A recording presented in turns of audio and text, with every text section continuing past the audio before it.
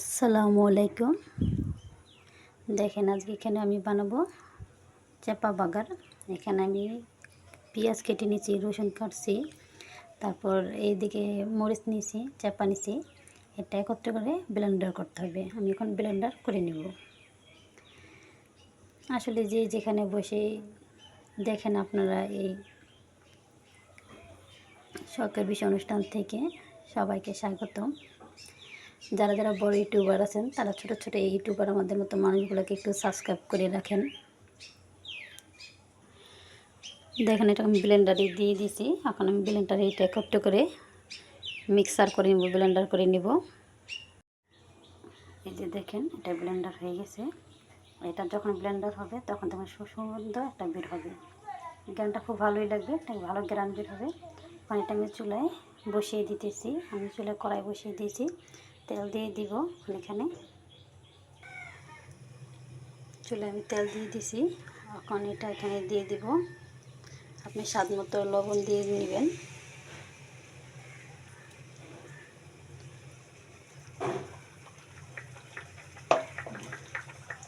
দেখেন এটা কিভাবে ফুটতেছে, ছিটতেছে।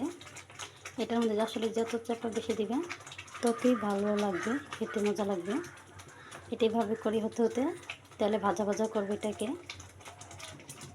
আপনাদের আমি দেখিয়ে দিব, যখন নামার সময় হবে তখন ভালো করে দেখিয়ে দেব একবার। প্রথমে আসলে চুলাটা কমিয়ে রাখবেন, নয়তো কিন্তু পুরো আপনার পাকের ঘর নষ্ট হয়ে যাবে। যখন আস্তে আস্তে শুকনো হয়ে আসবে তখন আস্তে আস্তে হালকা পরিমাণ জালটা বাড়িয়ে তখন আপনি এটা শুকনো শুকনো করতে থাকবেন, নয়তো পুরো পাকের ঘর ছিটে নষ্ট হয়ে যাবে।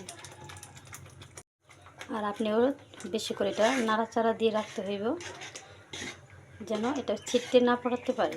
আপনি বারবার লেড়ে রাখবেন, তো বেশি নাড়াচাড়া দিলে তাহলে এটা ঠিক থাকবে।